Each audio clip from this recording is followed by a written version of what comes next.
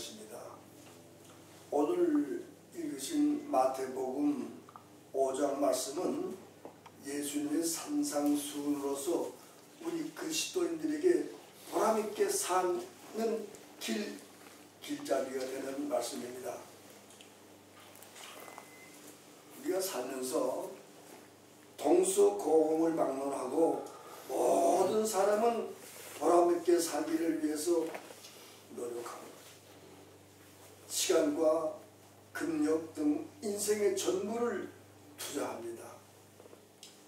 지금 이 시간에도 우리는 좀 더 보람있게 살면서 하나님께 영광을 돌리기 위해서 이렇게 만나서 기도를 드리고 말씀을 귀를 기울이고 있습니다.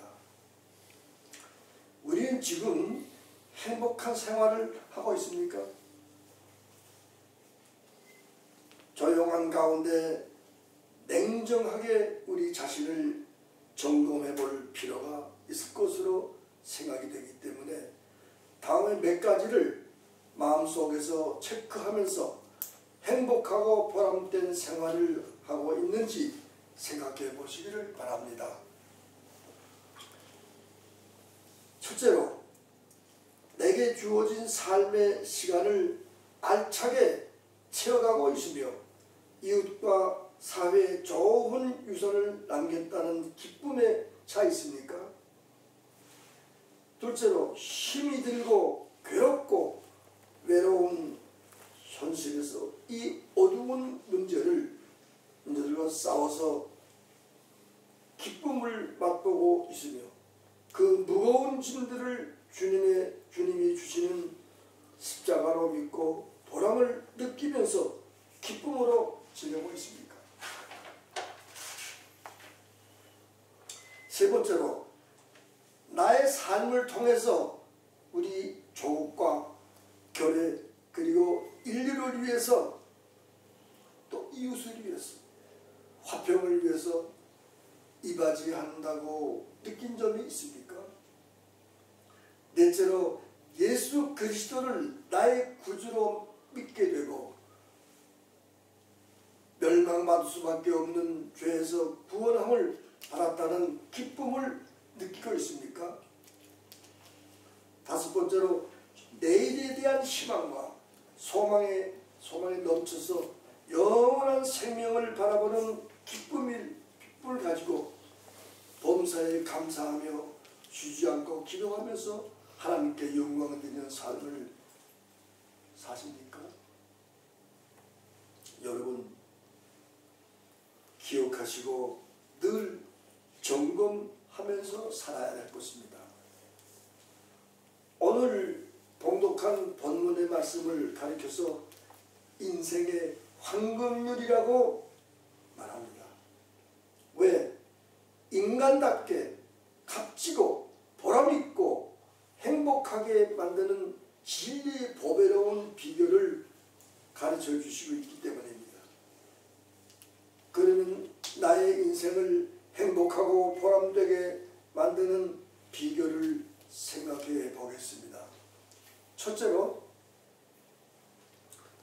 원수를 사랑하라는 말씀입니다. 보통 어려운 말씀이 아닙니다. 원수를 사랑한다는. 본문 44절 말씀에 너희 원수를 사랑하며 너희를 핍박하는 자를 위하여 기도하라고 가르치고 있습니까? 사람이 사랑하는데 참으로 주요한 것은 무엇보다도 훌륭한 인간관계입니다. 인간관계로 우리가 어떻게 갖느냐 하는 것에 대해서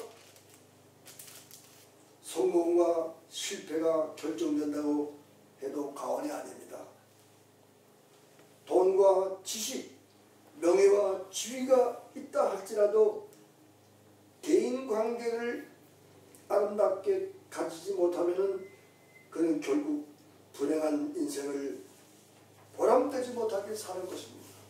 그래서 이건 너와 나의 인간관계에 대해서 우리는 많은 점검을 하면서 하나님의 진리의 말씀 속에서 살아간다는 뜻입니다. 사랑하는 형제자매 여러분, 원수란 어떤 사람입니까? 나의 인격을 멸시하며 나를 미워하고 괴롭히고 모욕하고 내 것을 빼앗고 나를 이용하여 착취하고 나의 생명까지도 위협하는 사람입니다. 그러면 원수를 사랑하라는 뜻은 무엇입니까? 보복하지 말라는 얘기. 이렇게 나에게 해코지 하는 그 사람을 보복하지 말라. 참으로 어려운 이야기입니다. 보통 보복하지 않을 수가 없습니다. 그래서 오늘 이 하나님의 진리의 말씀을 우리에게 가르쳐주고 있는 것입니다. 로마서 12장 19절 20절에 보면은 내 사랑하는 자들아 너희가 친히 원수를 갚지 말고 하나님의 진노하심에 맡기라. 기록되었을 때 원수 갚는 것이 내게 있으면 내가 갚아주리라. 하나님께 맡기고 원수를 갚지 말고 보복하지 말라는 거죠. 참으로 어려운 이야기입니다. 이를 실천하기 위해서는 말씀 속에서 늘 기도하며 하나님께 범사에 감사하는 철저한 생활, 믿음의 생활이 있을 때에 이루어질 것을 믿습니다. 악은 하나님께서 꼭 심판하신다는 확신을 가지고 손으로 악을 이겨나갈 수 있는 삶이 필요합니다. 원수를 사랑하는 말은 결국 용서하는 마음을 가지고 살라는 뜻입니다.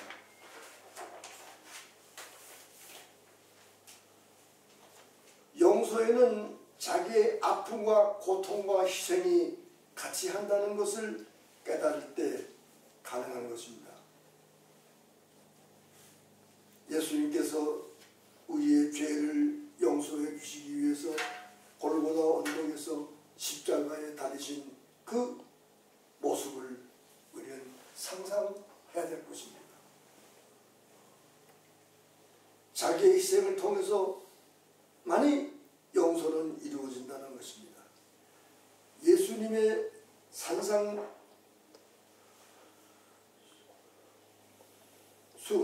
즉 가상칠언의 첫 말씀은 누가복음 23장 34절에서 아버지여 저희를 사하여 주시옵소서의 말씀을 또 생각하게 되는 것입니다.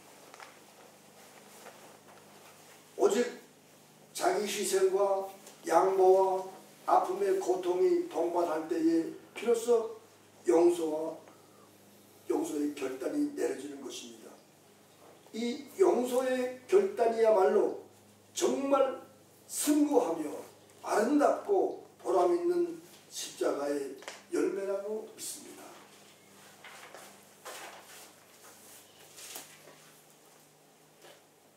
악을 악으로 갚지 말고 복을 비는 사람은 그 축복이 자기에게 임한다는 말씀, 심은 대로 고른다는 말씀 늘 생각하고 살아야 할 것입니다. 두 번째로 보람있게 살기 위해서는 모든 일에 대해서 의무 이상으로 행동을 해야 됩니다. 자기에게 주어진 일을 최소치로 생각하고 그 이상을 감당할 수 있어야 하는 뜻입니다. 본문 41절의 말씀에 또 누구든지 너로 억지로 어리를 가게 하거든 그 사람과 심리를 동행하라. 얼마나 귀한 말씀입니까?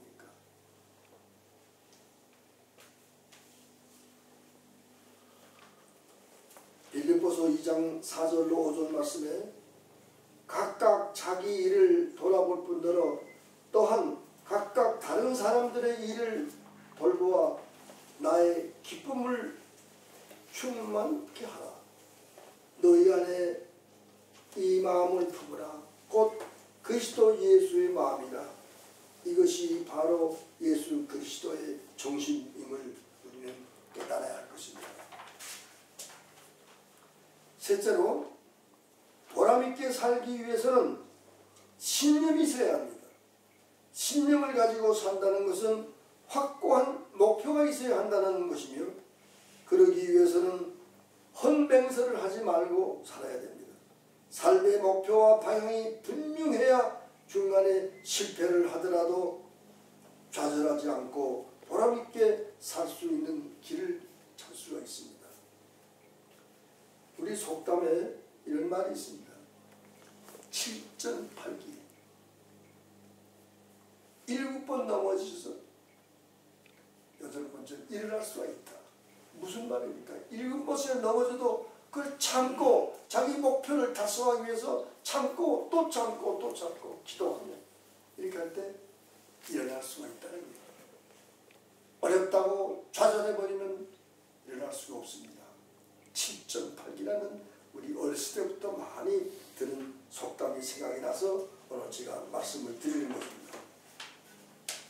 여러분 잘 아시다시피 비행기나 바다를 가는 배들도 목표를 정해서 날고 또 항해하듯이 인간도 소원의 목표를 두고 전진할 때에 발전과 승리의 열매를 가질 수가 있는 것입니다. 사람이 살면서 방향 없이 비행기가 하늘을 나르면서 목표 없이 배가 바다를 항해하면서 목표 없이 달릴 수 없습니다. 이 인간도 반드시 내가 살아가는 목표, 기준을 옳게 세워서 전진하여 성공할 수가 있는 것입니다. 또 신념을 가지고 산다는 것은 선과 악에 대한 분별력이 생기기 때문에 옳고 그른 점을 분명히 하고 살아가는 것입니다. 본문 37절에 보면 오직 너의 말은 옳다 옳다 아니다 아니다 하라 권면하고 있습니다. 우리가 살다 보면 이것도 그만 저것도 그만 그것도 이것도 하고 이렇게 살아서는 안 됩니다. 옳고 그런 것을 분명히 하고 살 때 승리하는 길을 열 수가 있는 것입니다. 예수님 말씀하시기를 요한복음 14장 6절 말씀에서 나는 곧 길이요 진리요 생명이라 나로 말미암지 않고는 아버지께로 올 자가 없느니라고 하십니다. 우리가 분명한 목표를 향해 달려갈 때에 주님께서는 그 길을 택하시고 인도하며 진리와 함께 우리를 연합하며 도와주고 있는 것입니다. 새로운 능력을 주시며 우리들로 하여금 인간다운 가치관 속에서 기쁨과 보람찬 삶을 가질 수 있도록 해주신다는 것을 깨닫길 바랍니다. 이러한 말씀을 통해서 그저 얻어지는 게 아닙니다. 늘 말씀을 통해서 항상 하나님께 감사하며 항상 기도하며 내가 회개하는 이런 생활을 가지기를 주님의 이름으로 축원합니다. 기도하시겠습니다.